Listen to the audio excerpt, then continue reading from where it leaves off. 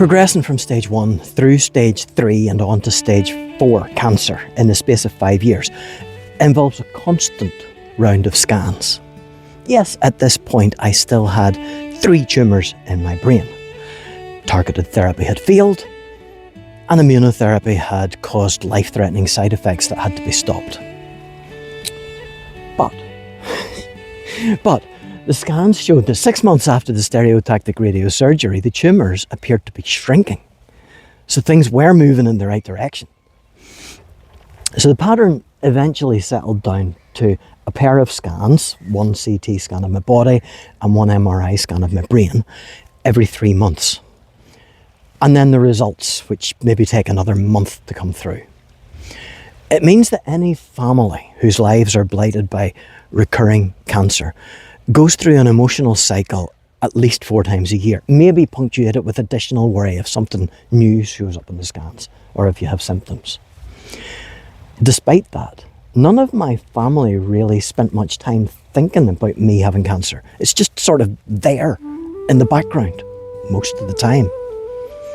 But I have noticed there's a constant underlying threat that has affected my mind a bit. He dries the rivers, stills the streams, the fertile land grows hard and bare, because the wayward hearts of men have walked away from truth and care. Yet still the Lord remains the same. His mercy never fades or ends. He turns the desert into rain.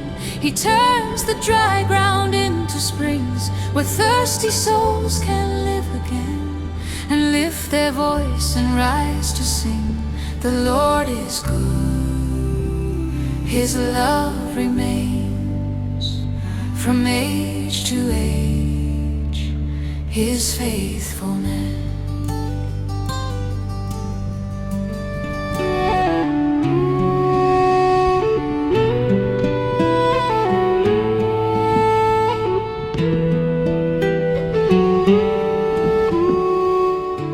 Look, I know everybody's brain works differently, and I'm probably trying to describe what was already an atypical brain now working even more abnormally. But something in there has changed. It took me a long time to realise it, and it's taken even longer to adjust. When my stress levels are low, everything is normal. I function just the way I always did.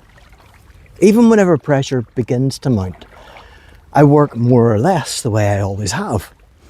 But then suddenly, when things begin to get sketchy, when I would normally get hyper-focused, printing t-shirts until 2 a.m. the night before a festival, or learning the chords to the song an hour before I have to play live, or testing software for code that's due to be released tomorrow, those sorts of things, high stress, I really got into the zone working under pressure.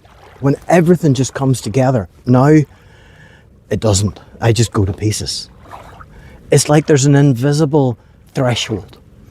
And in the past, I knew where the limit was. I could judge how hard to push myself, and I could still achieve. Now it's as though my stress and anxiety baselines have shifted up.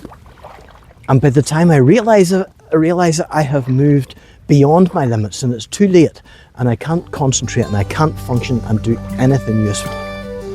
He leads the hungry to a place where broken lives can start anew. They build a home, they sow the fields, the harvest comes by grace and chance. I was talking to somebody a while ago who said he suffered something similar.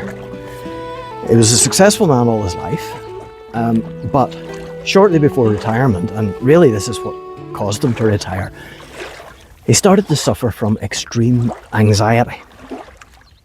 Now, whenever he has to get something done, he just freezes. You know, if guests are coming round and he needs to cook, his wife is going to find him standing in the middle of the kitchen holding the potato peeler, just overwhelmed by the list of tasks that need completed. If you've ever known somebody with real clinical anxiety, you'll understand what I'm talking about. If you haven't, then you won't. We're not talking about being a bit worried or a bit anxious about something. With proper anxiety, it builds to something like an uncontrollable seizure almost.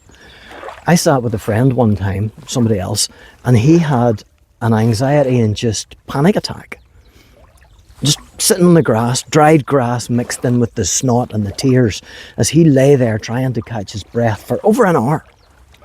Triggered by something completely insignificant, but caused by the fact that he was on holidays and had to go back to a stressful job. The same guy still works successfully in the same stressful job, and as far as I know, he hasn't had another panic attack since. My mild anxiety is not in the same league as either of my two friends. But any form of debilitating anxiety is completely new to me, and I don't like it. And I don't like having to adjust. It affected me at work most, but my team at the time worked around me, picking up where I didn't complete things and where I couldn't finish a job. And then they found tasks that allowed me to continue being useful without the normal pressure of deadlines. I don't know how I would have coped without that company and that team. The thing is, though, that it's not cancer that's causing this. There's nothing physical causing this. This is not a side effect from medications or tumours or anything growing in my head. It's simply my brain trying to protect me from the constant stress of scans, waiting for results, and the implications of just everything that's going on. He turns the desert into rain. He turns the dry ground into springs, where thirsty souls can live again and lift their voice and rise to sing. The Lord is good. His love remains from age to age. His faithfulness. It doesn't affect my life much. I'm just aware that I need to make some adjustments at the top end of my stress levels. Maybe my top end hasn't shifted up. Maybe I'm just starting with a lower baseline. Maybe because, you know, the constant threat that I'm living with every day. It'd probably stop if I could just beat the cancer back into submission. But even this relatively tiny shift in my brain, this unfamiliarity, makes me start to realise how frustrating it must be to live with a proper mental health disease or illness that overwhelms everything and takes over your whole life. I've got cancer. Everybody understands cancer. It's the magic word, and everybody makes adjustments for it. But if you have some unnamed problem with your mental health, it's much more difficult to explain. I'm sure if I could go more than a couple of scans even without something bad showing up, my stress levels would drop. My anxiety would fade deep into the background. But that's not happening.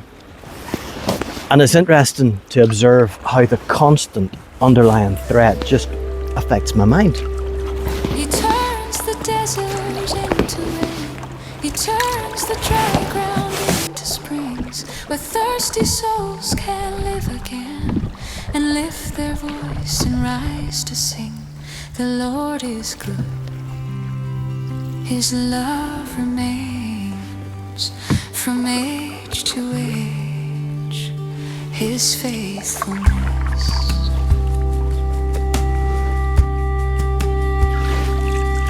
Let all who see remember this. The Lord our God still blesses, still builds, still brings us home.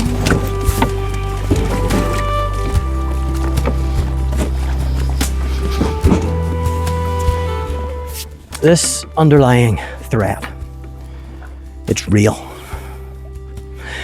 After the stereotactic radiosurgery and the aborted immunotherapy, the next brain scan showed that all 3 tumour sites were changing, and not in a good way. That's not normal. Now, on balance, they thought that possibly it was more likely to be something called radionecrosis, which is a reaction to the treatment rather than cancer. But if the next scans were going to show more changes, we would definitely think about starting a new cancer medication. So even with constant regular scans, there's still no let up to the worry and the anxiety that the cancer causes. With the scans being inconclusive, I had to wait that other 3 months with potentially 3 aggressive cancer tumours causing who knows what havoc in my brain. Or maybe there's nothing to worry about. And I had to somehow tamp down my anxiety, continue living a normal life, and try to continue being useful at work while I waited to see. It's not ideal. So I'm going to force you to wait another week to see what happened next.